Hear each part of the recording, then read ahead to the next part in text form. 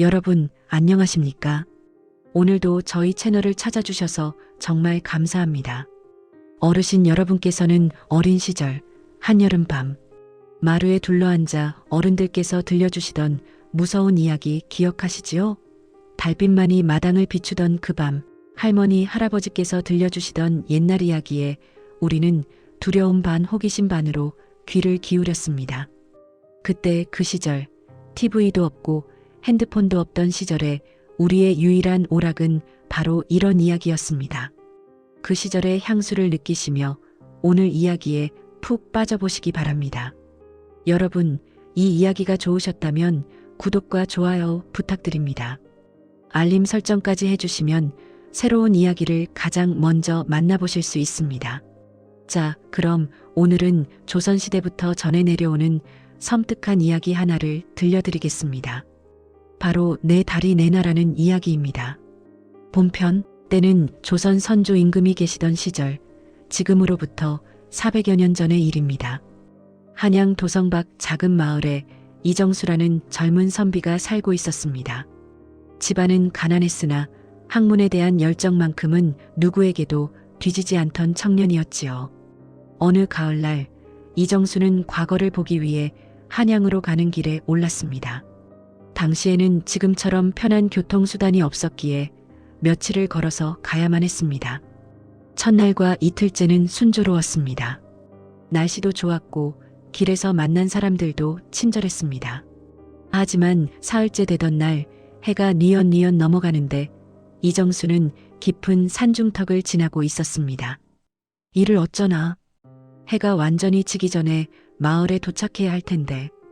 이정수는 걸음을 재촉했습니다.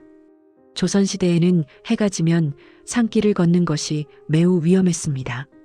호랑이나 도적을 만날 수도 있었고 무엇보다 길을 잃기 쉬웠으니까요. 챕터 2 운명의 밤. 하지만 아무리 서둘러도 해는 어김없이 산 너머로 사라졌고 어둠이 사방을 감싸기 시작했습니다. 후, 어쩔 수 없군. 오늘 밤은 산에서 보내야겠어. 이정수는 길가에 있는 작은 정자를 발견했습니다. 낡았지만 비바람은 막을 수 있을 것 같았습니다. 그는 그곳에 짐을 풀고 밤을 보내기로 했습니다. 정자에 앉아 주먹밥으로 저녁을 때우고 있는데 갑자기 산 아래쪽에서 비명소리가 들려왔습니다. 으악! 사람의 비명이었습니다. 여자의 목소리 같았습니다. 이정수는 망설였습니다. 어둠 속에서 누군가를 도우러 가는 것은 위험한 일이었습니다. 하지만 선비로서의 의리가 그를 가만히 있게 놔두지 않았습니다. 사람 살려! 사람 살려! 비명소리는 계속 들려왔습니다.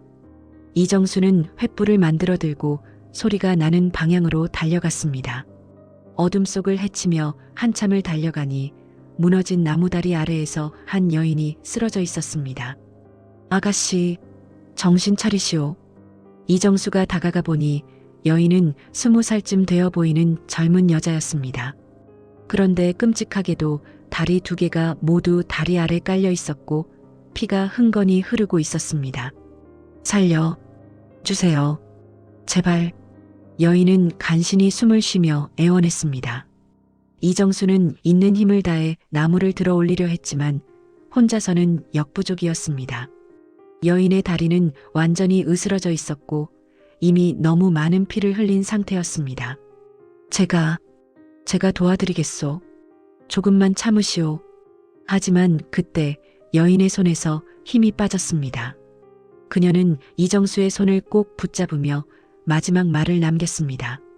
네, 다리, 제발 찾아 주세요. 그리고 여인은 그 자리에서 숨을 거두었습니다. 챕터 3 저주의 시작.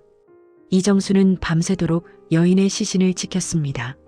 날이 밝자 마을 사람들에게 알려 장례를 치를 수 있도록 했습니다. 하지만 여인의 신원은 끝내 밝혀지지 않았습니다. 근처 마을 사람들도 그런 여인을 본 적이 없다고 했습니다. 결국 무용고자로 간단히 장례를 치르고 이정수는 다시 한양으로 향하는 길에 올랐습니다. 그날 밤 이정수는 한 주막에 묵게 되었습니다. 밤중에 잠을 자고 있는데 갑자기 창문을 두드리는 소리가 들렸습니다. 똑똑똑, 똑똑똑. 이정수가 눈을 떠보니 창호지 너머로 무언가 그림자가 어른거리고 있었습니다. 누구시오? 내 다리 내놔. 섬뜩한 여자의 목소리였습니다. 그것은 바로 며칠 전 죽은 그 여인의 목소리였습니다. 내 다리 내놔. 내 다리 찾아줘. 이정수는 온몸에 소름이 돋았습니다. 이불을 뒤집어쓰고 귀를 막았지만 그 목소리는 밤새도록 계속되었습니다. 날이 밝자 소리는 멈췄습니다. 이정수는 피곤한 몸을 이끌고 다시 길을 떠났습니다. 악몽이었겠지라고 스스로를 위로하면서 말입니다. 하지만 그날 밤도 그 다음날 밤도 매일 밤마다 그 목소리가 들려왔습니다. 내 다리 내놔. 챕터 4진 과거 시험은 엉망이 되었습니다. 밤마다 귀신의 목소리에 시달려 제대로 잠을 자지 못한 이정수는 시험장에서 졸다가 답안지도 제대로 쓰지 못했습니다. 결국 이정수는 과거 시험을 포기하고 고향으로 돌아가기로 했습니다. 하지만 여전히 밤마다 그 목소리는 들려왔습니다. 내 다리를 찾아줘. 어느 날 이정수는 결심했습니다. 이대로는 안 되겠어. 저 여인이 원하는 게 무엇인지 알아내야 해. 이정수는 다시 그 사고가 있었던 곳으로 돌아갔습니다. 그리고 여인이 죽었던 그 자리를 파헤치기 시작했습니다. 한참을 파내려가자 이상한 것을 발견했습니다. 땅속 깊은 곳에 오래된 관 하나가 묻혀 있었던 것입니다. 이정수는 조심스럽게 관을 열어보았습니다. 그 안에는 100년은 좋게 묵은 듯한 해골 하나가 있었는데 놀랍게도 그 해골에는 다리뼈가 없었습니다. 이게 무슨... 그때였습니다. 갑자기 바람이 불어오더니 여인의 모습이 눈앞에 나타났습니다. 하지만 이번에는 무섭지 않았습니다. 오히려 슬픈 표정이었습니다. 제발 내 다리를 찾아주세요. 100년을 기다렸습니다. 여인은 사연을 들려주었습니다. 100년 전 이곳에는 한 마을이 있었습니다. 여인은 그 마을의 처녀였는데 무고하게 죄를 뒤집어쓰고 다리가 잘린 채 처형당했다고 합니다. 억울하게 죽은 여인은 원혼이 되어 100년 동안 이곳을 떠돌았고 자신의 잘린 다리를 찾아 함께 묻어주기를 바라고 있었던 것입니다. 그런데 얼마 전 무너진 나무다리에 깔려 죽은 여인은 바로 100년 전 그 원혼이 현세에 잠시 나타난 모습이었던 것입니다. 자신의 뼈를 찾을 수 있는 사람을 만나기 위해서였습니다. 챕터 5회원 이정수는 마을 어르신들께 이 사실을 알렸습니다. 그리고 100년 전 기록을 뒤져 진실을 밝혀냈습니다. 과연 100년 전 이 마을에서 한 처녀가 억울하게 죄를 뒤집어쓰고 처형당한 기록이 있었습니다. 그녀의 다리는 마을 입구에 경고의 표시로 따로 묻혔다고 했습니다. 이정수는 마을 사람들과 함께 그곳을 파헤쳐 다리뼈를 찾아냈습니다. 그리고 정성껏 제사를 지내고 본래의 몸과 함께 묻어주었습니다. 그날 밤 여인이 마지막으로 나타났습니다. 고맙습니다. 이제야 편히 갈 수 있겠습니다. 여인의 얼굴에는 평화로운 미소가 떠올랐습니다. 그리고 그녀는 한 줄기 빛이 되어 하늘로 올라갔습니다. 그 후로 이정수는 다시는 그 목소리를 듣지 못했습니다. 엔딩. 이정수는 그 후 다시 과거 시험에 응시하여 급제했습니다.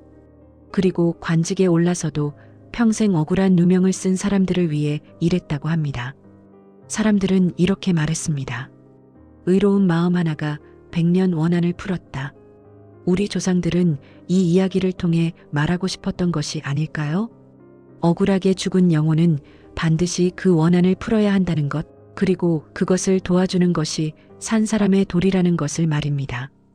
여러분, 오늘 이야기는 여기까지입니다. 어린 시절 듣던 그 이야기들이 생각나셨나요? 옛날 그 감성이 느껴지셨나요? 이 이야기가 재미있으셨다면 구독과 좋아요, 그리고 알림 설정 부탁드립니다. 댓글로 여러분이 기억하시는 옛날 이야기도 들려주세요. 다음 이야기에서 또 뵙겠습니다. 건강하세요.